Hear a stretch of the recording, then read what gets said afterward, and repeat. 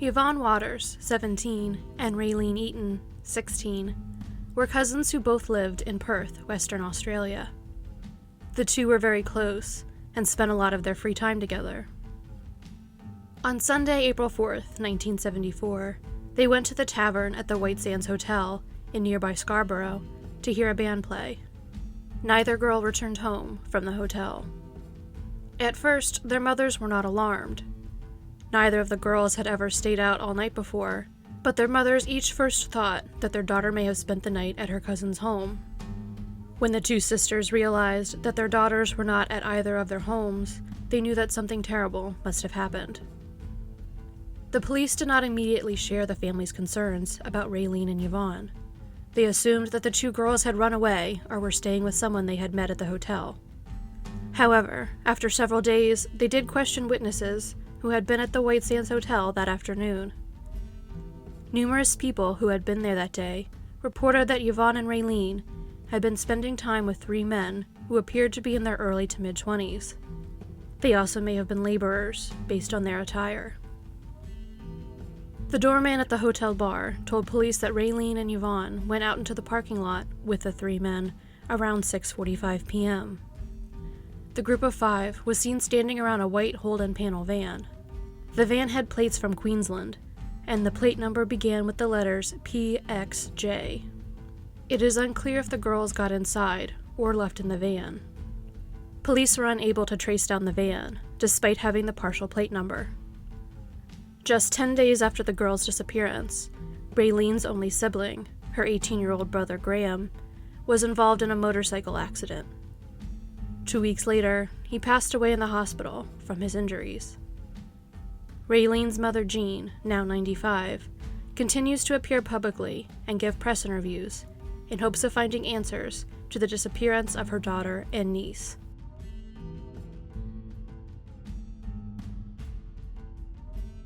Karen Denise Wells, who went by her middle name, was a 23-year-old mother to an 18-month-old son, William. On April 10, 1994, Denise dropped William off at her parents' home in Haskell, Oklahoma. She told them that she was going to be driving to northern New Jersey to see a childhood friend, Melissa Shepard, and that she would be back to pick up William in 4 days. Denise would not make it to New Jersey. On April 12th, she checked into the Pike Motel outside of Carlisle, Pennsylvania, around 8 p.m. She asked the clerk for directions to a nearby McDonald's. She then called Melissa, telling her that she would not be able to make it to New Jersey. Melissa agreed to travel to Pennsylvania the next day and meet Denise at her motel room. Denise told Melissa that she was going to get some dinner at McDonald's before going to sleep before she hung up the phone.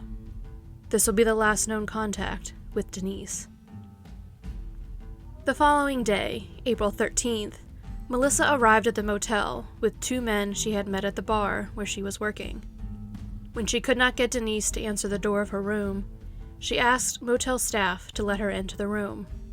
Denise's luggage was in the hotel room, proving she had been there, but the bed did not appear to have been slept in.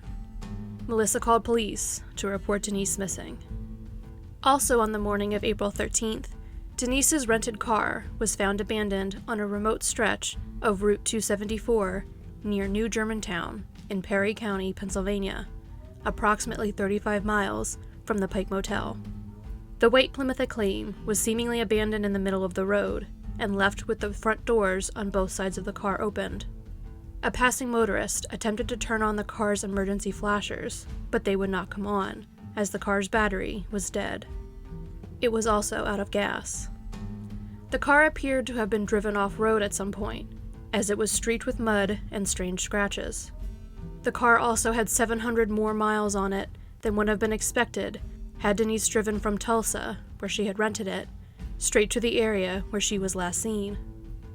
At a press conference in 2009, Cumberland County District Attorney David Freed told the press that there were indications of criminal activity in Denise's rental car, but would not specify what those indications were. It has previously been reported that a small amount of marijuana had been found inside the car. According to authorities, there were no signs of struggle inside the car when it was found. Denise's coin purse, still with cash inside of it, was found in a ditch near where the car was found. There was a thorough search of the surrounding woods and the few hunting cabins that were nearby, but no other sign of Denise was found in the area. Strange details and unanswered questions about the days prior to Denise's disappearance have plagued the investigation. Upon examination, problems with Denise's trip appear even before she began it. Denise had told her parents that she would only be gone for 4 days, but the drive from Haskell, Oklahoma to North Bergen, New Jersey, would today take about 22 hours each way. While available highways may have been different in 1994, it is hard to imagine that Denise's travel time could have been much shorter than that. With the drive taking up almost half of the time Denise planned to be away, and assuming that Denise would also stop to sleep, like she did at the motel in Pennsylvania, that would leave almost no time at all for her to spend with Melissa. This begs the question, what was so important to make Denise spend so much time getting to the East Coast just to see Melissa for such a short amount of time? Melissa had been working as an exotic dancer in New Jersey, and Denise had decided to drive halfway across the country to see her because Melissa was going through what Denise's family has described as personal issues. Denise's mother has also publicly stated that Denise was going to save Melissa, but it remains unknown exactly why Denise felt it was necessary to make the long trip. Phone records and witness statements also placed Denise in the Pennsylvania towns of Schaefferstown and Bernville on April 12th. Both of these towns are approximately an hour further east than the Pike Motel. Since New Jersey was her intended destination, it is strange that Denise drove an hour back in the opposite direction of it to stop for the night, especially since she then claimed that she would not be able to make it all the way to New Jersey. Denise appears to have had some other task to complete in the area, besides just seeing Melissa. Denise's family still makes public appeals in her case, hoping that one day a new witness will come forward to help make sense out of this confusing case. As of 2018, Denise's son William was 25 and engaged to be married.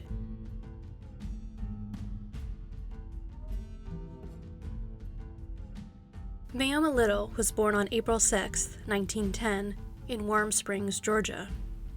She worked as a physical therapist at the Roosevelt Warm Springs Institute for Rehabilitation from 1927 to 1931. Franklin Delano Roosevelt had purchased the struggling Warm Springs Infantile Paralysis Foundation and renamed it after himself in 1927, after visiting it in hopes that it would improve his mobility following his own polio diagnosis. Maoma personally treated Roosevelt several times and was reportedly one of his favorite therapists. Roosevelt eventually ascended to the presidency of the United States, and the United States eventually descended into World War II. Maoma enlisted in the Women's Auxiliary Army Corps in early 1943 and used her skills as a physiotherapist to serve her country. She had married and divorced, but retained her married name of Ridings. By August of 1943, she had become a corporal and was stationed at Camp Atterbury in Indiana. On August 28th, Corporal Ridings was granted a weekend leave and traveled the 30 miles from Camp Atterbury to Indianapolis on a 3:30 bus. She stopped at a liquor store at 4:45 to purchase a bottle of whiskey.